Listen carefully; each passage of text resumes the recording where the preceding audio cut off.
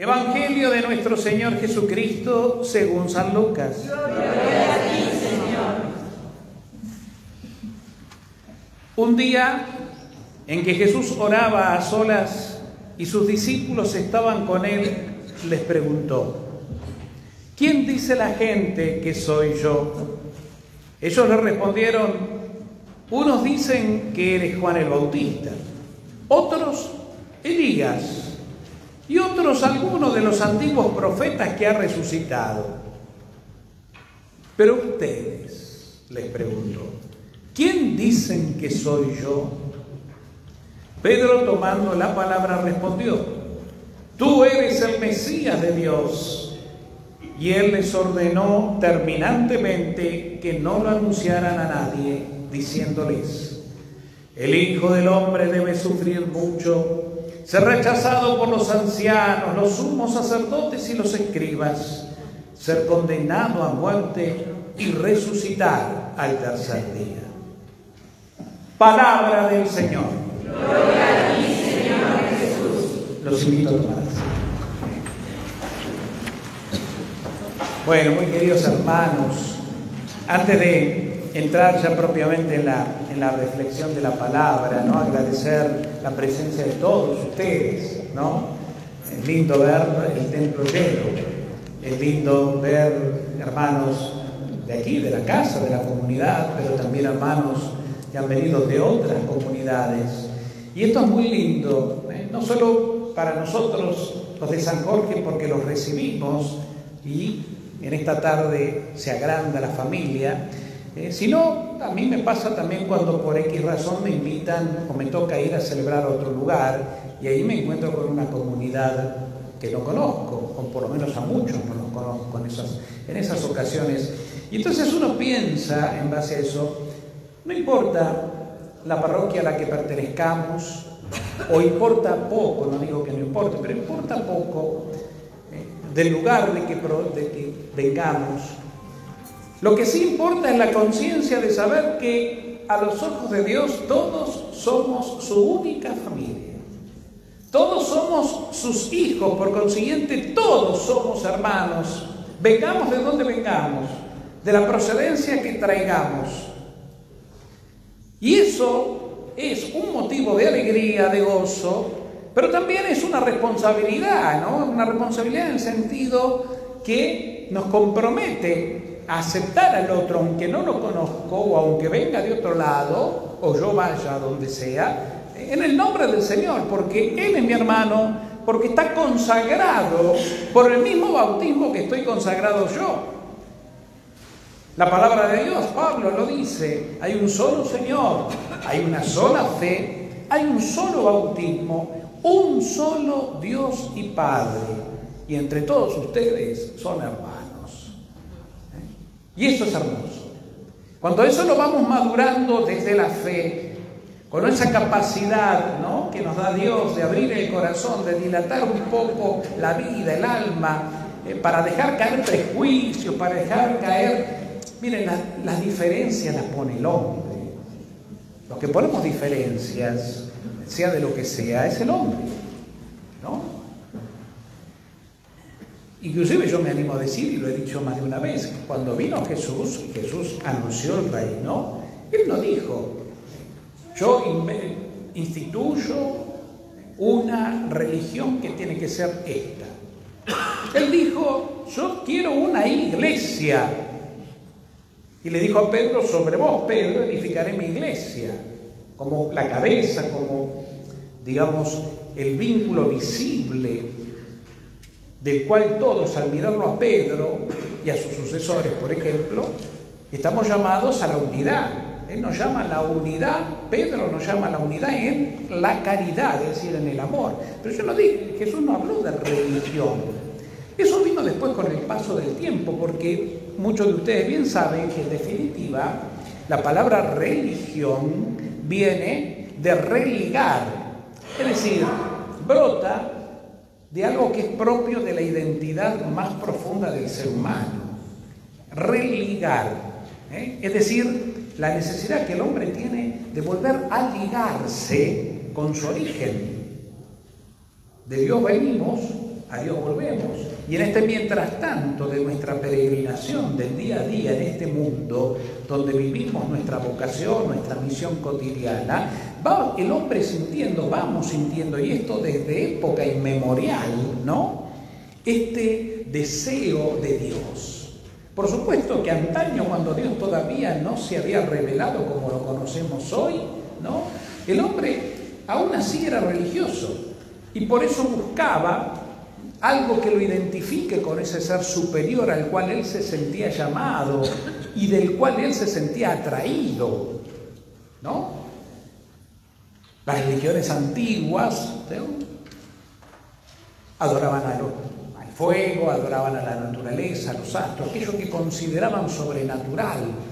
Y como todavía no conocían al verdadero Dios, porque todavía no se había revelado, hasta Abraham, donde se reveló como tal, ¿no? Y después más tarde a Moisés, ¿sí? El hombre lo reconocía o lo adoraba y le ofrecía sacrificios y le hacía ofrendas de amor, como podía, como se la imaginaba. Después, Dios mismo se fue revelando y fue marcando el camino, el modo como el hombre lo adora, ¿no?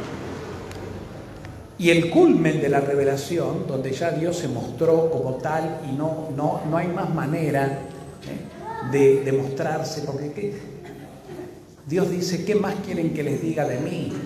Si ya se los dije todo en mi propio Hijo, que siendo Dios como yo, eterno como yo, lo hice hombre, lo envié al mundo como hombre, para que viviera como ustedes a la manera de ustedes, y desde esa realidad humana encarnada como ustedes pudieran entender de sus labios humanos el amor que les tengo por toda la eternidad. Por eso Jesucristo predica y anuncia el reino, y su palabra es amor, y su palabra, como decíamos hoy, nos va y nos rescata, ¿no? Y nos enseña la verdad, y nos disipa, ¿no?, nuestra mente y nuestro corazón de todo lo que nos confunde o todo lo que nos divide. Por eso digo que es el hombre quien puso o inventó religiones, o pone distancias, o marca terrenos diferentes, y que eso muchas veces lamentablemente lleva hasta las rivalidades. Nada que ver con Dios. Y vuelvo a otra vez a citar a Pablo, el apóstol, un solo Señor, una sola fe, un solo bautismo, un solo Dios y Padre. Inclusive piensen que Jesús, antes de morir, ya muy pronta, la llegada de su pasión, pronunció una oración llamada oración sacerdotal, esa oración de intercesión donde oró por toda la humanidad y también después por los más próximos, inclusive sus discípulos y los que iban a continuar la tarea más tarde, ¿no? Y una de las cosas que Dios al Padre le pide encarecidamente y con lágrimas en los ojos es esa: Padre, que todos sean uno, como vos y yo somos uno. Porque en la medida en que están unidos por el amor que les damos, los otros, los que vienen de afuera, creerán que son mis discípulos y creerán en mí por el amor que se tienen. Y cuando Jesús habla de amor, y hablamos de amor de Dios, no hablamos de cualquier amor que pasa o se limita solamente a lo afectivo, a lo sentimental, o inclusive a lo pasional, que no tiene nada de malo, pero que no es el amor, la plenitud del amor. En todo caso puede ser consecuencia del amor, ¿no? La pasión, el afecto, el cariño. Y después de ahí se derivan determinadas formas de compartir el amor a mi esposa, a mi esposo, el amor a mis hijos, a mis padres, el amor a mis seres queridos, a mis amigos, etcétera, etcétera. Pero el amor pleno está por sobre encima de todo eso. Por eso Jesús inclusive se animará, cuando habla de amor, a invitar a sus discípulos y por supuesto a nosotros a la aventura de amar a todos, aún aquellos que no piensan como nosotros. Y les dice: amen a sus enemigos, recen por los que los persiguen. Y si alguien te pide la túnica, dale también el manto. Y si alguien te pide que lo acompañes 1 kilómetro, acompáñalo 2. Porque el amor es así, es oblativo, se da. De ahí también procede, si quieren, nuestra estirpe sacerdotal. Jesucristo es el sacerdote del Padre porque vino a dar la vida como oblación por la humanidad. Sobre todo cuando se subió, cuando aceptó la muerte y muerte de cruz. Y también se convirtió como sacerdote del Padre en un vínculo, en un puente entre Dios y los hombres. Entonces, a partir de que sos bautizado, compartís el sacerdocio de Cristo, lo que se llama el sacerdocio bautismal o sacerdocio real de los fieles. Entonces, todos estamos llamados a continuar con nuestra vida cristiana, bien unida a Cristo y a su amor, a ser instrumentos para que los otros conozcan a Dios, ser puentes para que a través nuestro los otros lleguen a Dios, y hacer de nuestra vida algo también oblativo, oblativo, el servicio, la entrega, la generosidad, la disponibilidad por el otro, ¿no es cierto?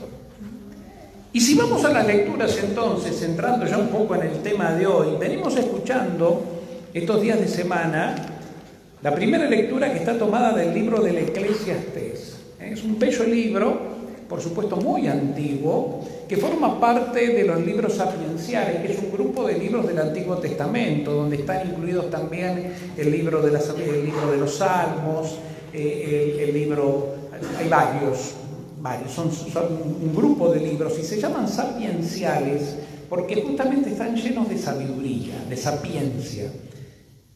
Esa sapiencia que Dios comparte con el hombre.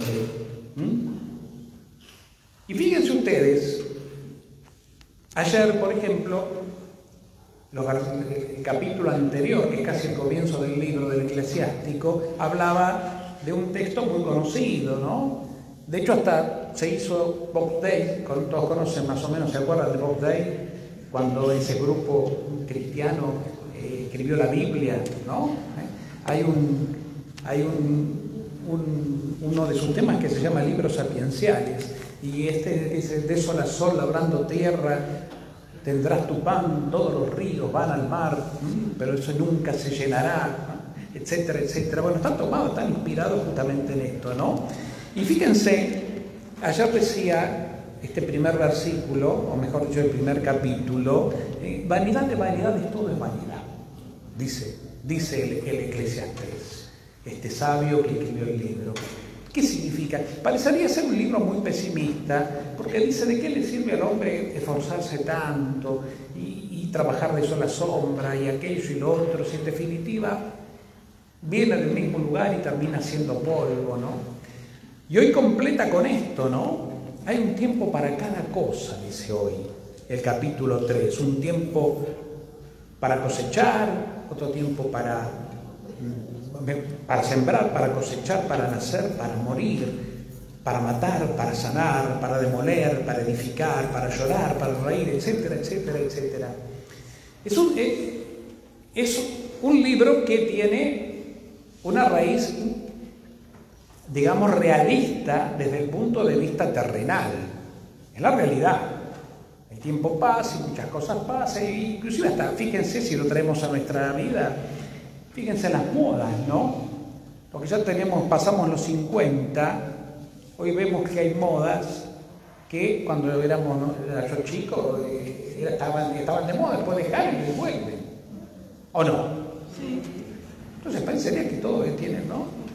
Es una especie de ida y vuelta, el mito del eterno retorno, diría el filósofo. Como que todo vuelve. Un poco de razón tiene, pero en definitiva, si le ponemos un toque más profundo, más cristiano, ya verlo desde Cristo, desde el Evangelio, a este libro antiguo, ¿qué nos dice en definitiva? Todas las cosas son buenas, y es cierto que hay un ida y vuelta de las cosas, que todo pasa y que muchas cosas vuelven. Pero lo importante para el cristiano es tener bien claro el eje de su ser, que se basa en su propia eternidad. Y que aunque muchas cosas pasen, vayan y vengan, el hombre es único e irrepetible a los ojos de Dios. Y no se agarra no se aferra a nada terrenal, sino que usa y disfruta de todo lo que tiene a su alrededor, pero con una sana libertad, donde no se esclaviza ni permite que nada ni nadie, ni ninguna moda, ni lo que se les ocurra te esclavice. Porque el problema es cuando estas cosas, que en sí no son malas, uno le da una identidad, ¿no? Como que fueran lo único, y sin esto no puedo vivir. Inclusive pasa con afectos, inclusive pasa con formas de amar. El amor verdadero, insisto, es un amor oblativo, aún el amor de la pareja y de la intimidad, siempre es por el otro, no buscando mi propia saciedad egoísta. Todo es oblativo cuando se está en la sintonía de Dios, ¿no? Por eso es ahí la gran sabiduría de este libro. La sabiduría de aquel que puede entender realmente que vive su vida en libertad y no se aferra a nada ni a nadie. Ustedes que me escuchan me dirán, y sí, pero ¿cómo se hace? Esto es difícil. Miren, no se hace, ¿no? O sea, no se hace en cuanto a que lo hagas vos no lo haces, es gracia. Es gracia. Para lo cual es hora de escuchar un llamado profundo al corazón que te dice, que te está diciendo, que es el llamado del Espíritu: dame tu vida que yo te la voy a transformar, dame tu yugo que yo te voy a dar otro que es liviano, puesto en labios de Jesús. Por ahí, alguien que acaba de hacer un retirito por ahí se va a reír con esto que voy a decir, pero lo voy a decir: dame el control. El Señor que te pide, dame el control. ¿No? Se está riendo, no importa. Dame el control, es cierto. ¿Vos le das te animás a darle el control de tu vida al Señor? ¿Vos te animás a dárselo? Sí. ¿Estás seguro? Cuando pasan cosas inesperadas, sí, Señor. Pero cuando pasan cosas inesperadas o tu vida se torna a veces incierta en muchas cosas, la experiencia de la limitación, la experiencia del error, la experiencia del pecado, la experiencia del fracaso,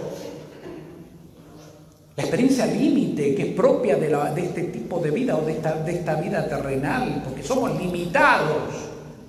Ahí sos capaz de entregarle el control al Señor, darle el timón de tu barca para que sea Él el piloto. No sé si es tan así, tan sí fácil. ¿No? Somos de tener el sí fácil.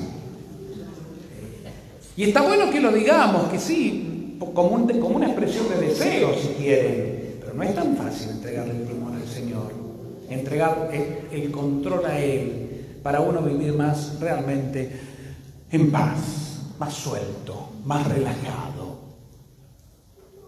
más de Dios. Y volver un poco a esto de que vanidad de vanidades, todo es vanidad. No es tan deprimente la frase, ¿no? Porque cuando uno lo mira desde Cristo, realmente le sabe poner el nombre a las cosas y sabe darle a cada cosa su lugar. ¿No es cierto? Lo importante es que después también sepamos a darle a Él el primer lugar. Y así entonces descansar. El cristiano está llamado a esto. A pesar de que en este momento estés viviendo situaciones complicadas, a pesar tal vez inclusive de que tu salud física no sea la mejor, o estás acompañando a un ser querido que realmente no la está pasando bien físicamente, el Señor nos está llamando, el Señor está obrando en nuestra vida, está obrando. Dice el Evangelio de hoy, o comienza diciendo el Evangelio de hoy: un día en que Jesús oraba a solas y sus discípulos estaban con Él. Así comienza, ¿no? Oraba. Jesús invita a orar. No solo Él ora, sino Él también invita y enseña a orar e insiste con la importancia de la oración. Hoy nos hemos dedicado un tiempo, y somos muchos los que estamos, para orar.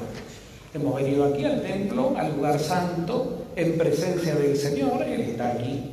Está en nosotros y entre nosotros, ¿verdad?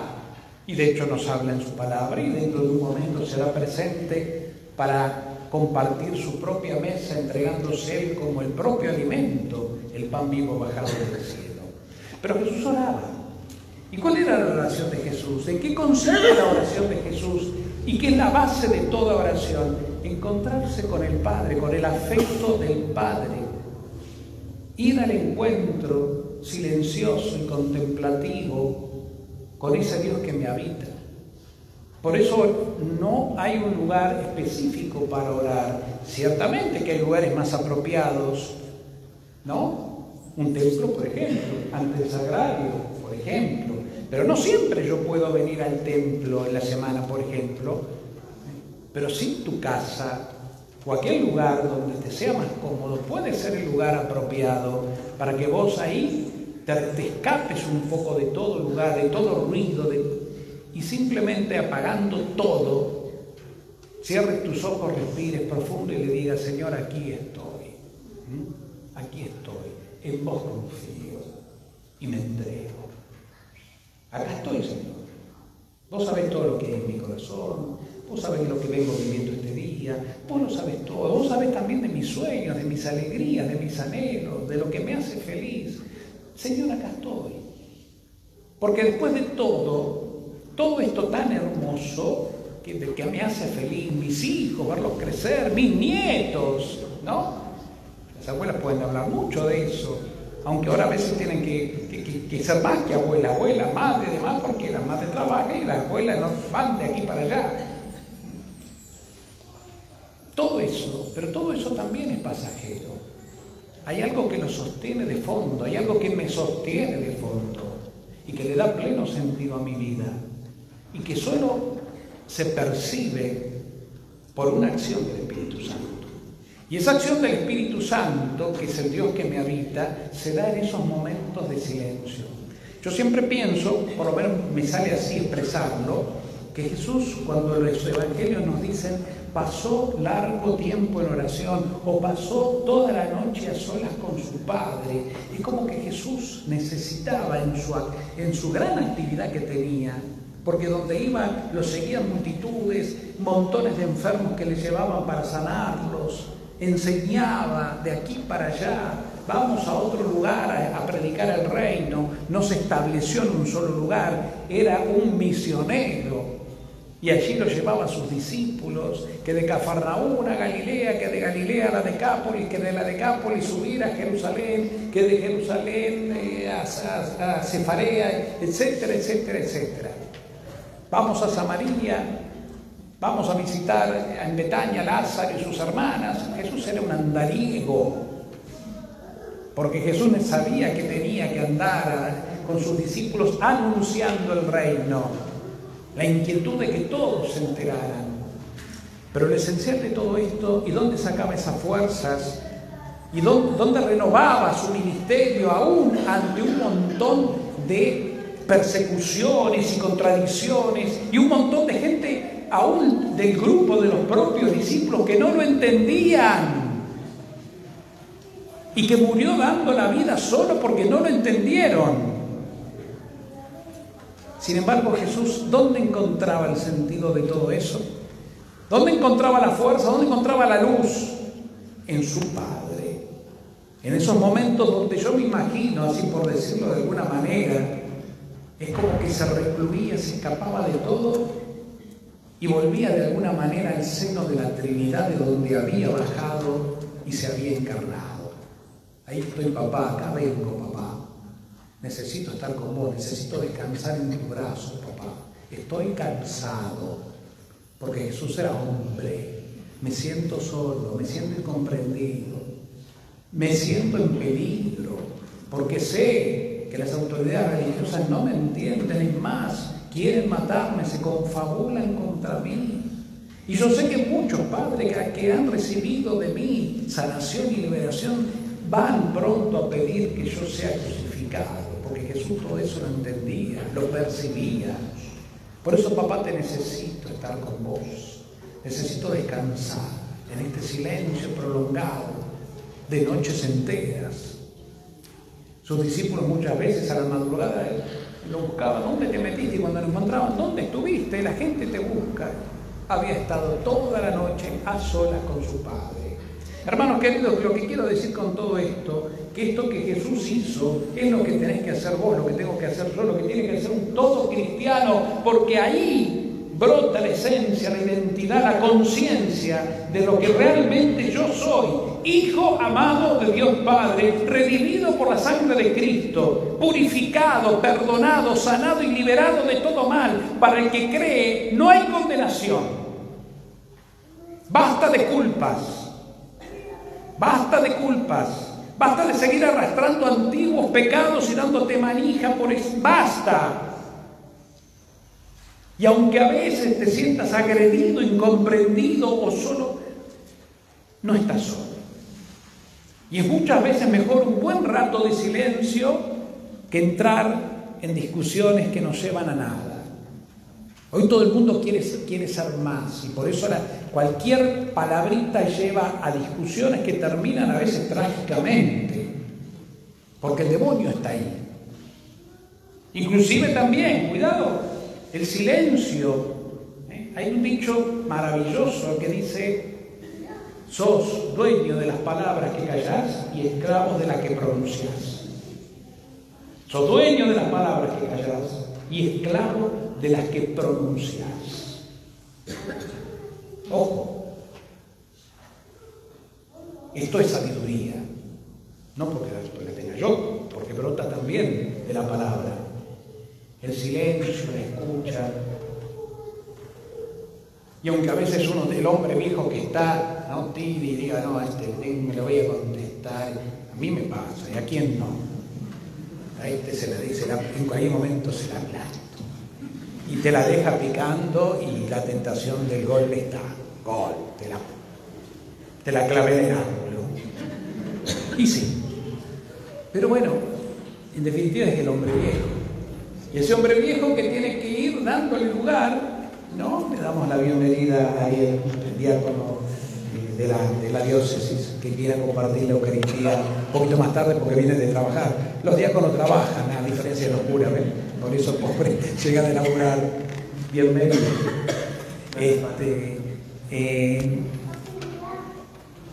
El hombre viejo está. Y el hombre viejo es el que hay que entregar en esa oración, en esa intimidad con Dios, para que el Señor que nos habita, que es el hombre nuevo en mí, que es el que tiene que ir triunfando en mí, lo abrace. No te enojes con tu hombre viejo, con ese calentón, el que siempre está ahí, o el que está muy pegado al mundo, ¿no? el que vive en la culpa, el que vive... No te enojes, aceptar, porque es parte de la aceptación. Es lindo aceptar lo bueno nuestro, claro, y está bien, pero lo malo o lo no tan bueno es más difícil aceptarlo. Cuanto peor te enojas con vos mismo, peor te va. Entonces aceptarte y mírate desde Cristo con la mirada de Jesús. Jesús, dame tu mirada para mirarme a mí mismo con misericordia. Y mirándote con ojos misericordiosos, deja que ese Cristo abrace a tu hombre viejo, que no se quiere entregar, pero ya se va a entregar. Va a llegar un momento que va a sucumbir ante el amor. Porque Dios te ama en tu totalidad. No es que solo Dios ama lo bueno tuyo y odio, detesta esa parte. No, Dios te ama en tu totalidad. Así como sos, con tu historia, con tus luces, tus sombras, con tus heridas, con tus aciertos, con todo lo bueno y hermoso que tenés, que es mucho más de lo que a veces crees. Porque lamentablemente vivimos una época de grandes subestimaciones, ¿no? Porque nos ha confundido tanto en la sociedad que le hemos dado tanto protagonismo a lo que piensan, a lo que dicen, a la moda, porque si no nos sentimos como sapos de otro pozo y tenemos miedo de ser distintos. ¿Y por qué no ser diferentes? Si vos tenés identidad propia, ¿cuál es el problema de ser indiferente? ¿Por qué tenés que decir que sea lo que tu corazón en definitiva no acepta?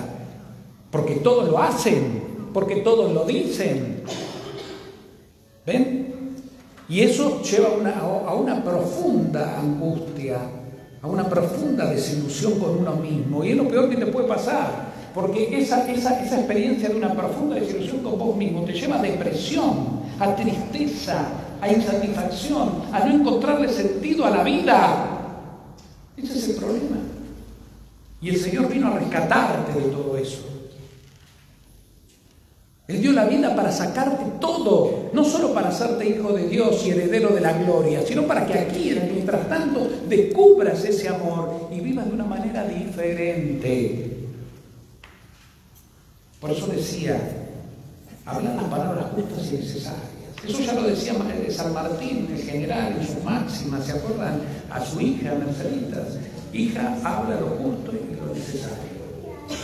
Una de las máximas de San Martín, que yo creo, a mi humilde entender, es un hombre brillante. Brillante y transparente. Esos próceres que ya lamentablemente no existen. Porque lamentablemente los próceres, que la palabra prócer viene de padre, padres de la patria, lamentablemente han muerto y han quedado en la historia para entrar a renacer la clase política. Y cuando nace la clase política, no digo porque no lo hubiera antes, existieron toda la vida, ¿no? Pero la clase política hoy es la que se considera prócer. Y así estamos. Yo a veces me digo, llegan fiestas patrias o aniversarios de próceres, San Martín, Belgrano y tantos nobles que han hecho la patria como la patria lo merece ser. Y digo, ¿para qué los honran si no los invitan? Y eso me lo digo a mí también, porque no solo el problema está arriba. ¿Para qué los honramos si no los invitamos? Decía mal. Eso también. Tuvieron una gran cuota mesiánica en su vida, porque dieron la vida, y la mayoría de ellos murió pobre, por lo menos hasta lo que yo sé, San Martín y Belgrano, en la pobreza. Pero volviendo un poco al Evangelio, el Señor nos está llamando a esto, a estar con Él. Y me interesa cerrar acá la idea. ¿Es posible ser feliz verdaderamente si lo dejas a Dios, ser Dios en tu vida? Para lo cual no se trata de hacer cosas, ni ser más bueno, ni ponerte penitencia, ni eso vendrá después, ¿no? Porque ya el amor de Dios lo tenés, el perdón de Dios lo tenés. Dios te acepta, te ama, te llama como sos, así como sos. No te reprocha nada, ni te pasa factura de nada. Pero lo único que quiere es que le des el corazón. Para lo cual, lo importante de todo eso es el silencio y la intimidad cotidiana para estar con Él. Ese famoso retiro espiritual. Cuando se habla de retiro espiritual, no solamente se habla de ese tiempo que no todos lo han hecho, no todo el mundo puede, o lo que sea, irse 3, 4, 5 días a un monasterio o a un lugar determinado para tener una experiencia exclusiva de 4 o 5 días totales para Dios. Ojalá todos se dieran la oportunidad, porque en definitiva, mire, el que quiere lo hace, pero bueno, es cuestión de crecer interiormente. Pero empiecen por el principio, empiecen por ese retiro espiritual cotidiano, donde te escapás del mundanal ruido todos los días y buscas tu espacio de intimidad y que nadie te lo toque, aunque sea de media horita, cuanto más mejor. Y yo creo que a medida que le van tomando el gusto y va haciéndose un hábito en tu corazón, vas a ver que el tiempo fluye solo sin darte cuenta, porque vas viendo las prioridades y te vas dando cuenta dónde está la verdad. Cosa parecida, y termino ya con esto, le pasó a San Agustín. San Agustín era un hombre de buen corazón y buscaba la verdad, pero como la buscaba afuera, tenía un desorden interior terrible. Vivía una vida muy desordenada.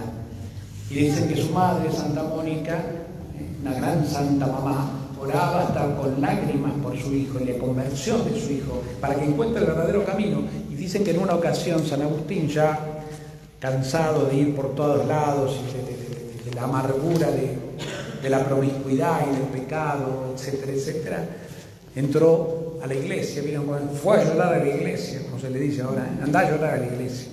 Y fue a llorar a la iglesia, fue a llorar su angustia. ¿Dónde voy? Se metió en la iglesia.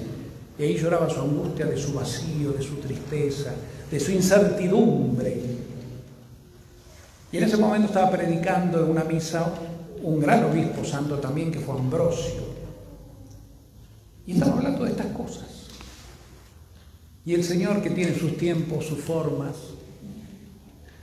le tocó el corazón.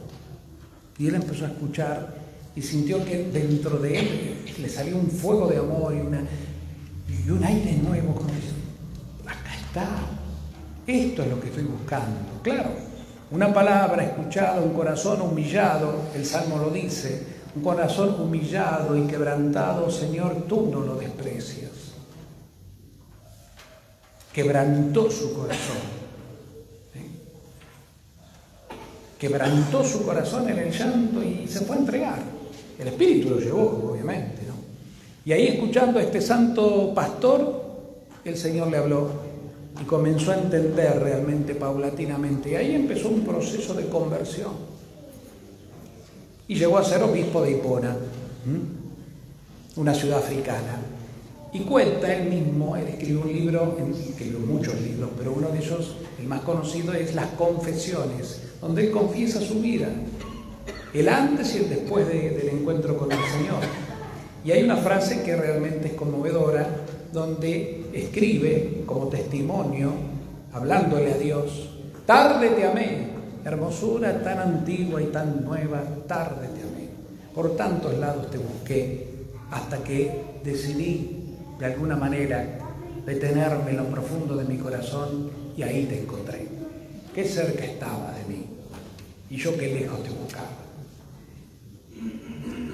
El testimonio de los santos, el testimonio de los hombres humildes de Dios, que somos todos, hermanos, porque no es exclusivo para algunos ni privativo para determinados. Vos también hoy puede ser tu día.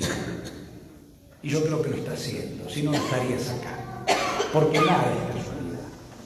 Nada es casualidad. Todo es para gloria de Dios y para bien de sus hijos. Vamos a pedirle a la Virgen para terminar, ¿no? Que sea ella, como siempre, recurrir a ella. Nosotros recurrimos al Padre, pero también Jesús nos dejó a su madre y nos dice: vayan a mi madre, ¿no? Y ella nos va a aconsejar. Como aconsejó a los sirvientes de las bodas de Caná: hagan todo lo que Él les diga. Y acompañó a los apóstoles en todo momento, aún en los peores momentos estuvo.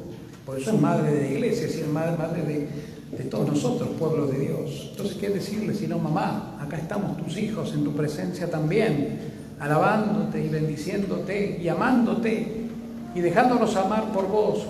Guíanos por el camino de Jesús. Alentanos, sobre todo en los momentos donde sentimos que queremos bajar los brazos, donde sentimos que ya todo parecería ser inútil, inestable, donde nosotros mismos sentimos que nos derretimos en la nada misma. Madre, que siempre nuestros ojos, aún en los peores momentos, vuelvan a tu Hijo crucificado y glorificado por amor.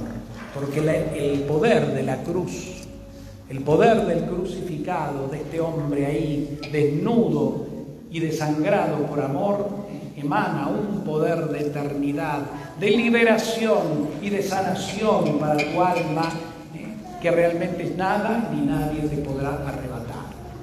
Nada ni nadie, ni la brujería ni la maldición más grande, ni el fracaso peor, ni la desilusión más grande. Emana de la cruz un poder de liberación que te pone de pie y te transforma la vida. Dejémonos entonces iluminar por Él. Que así sea.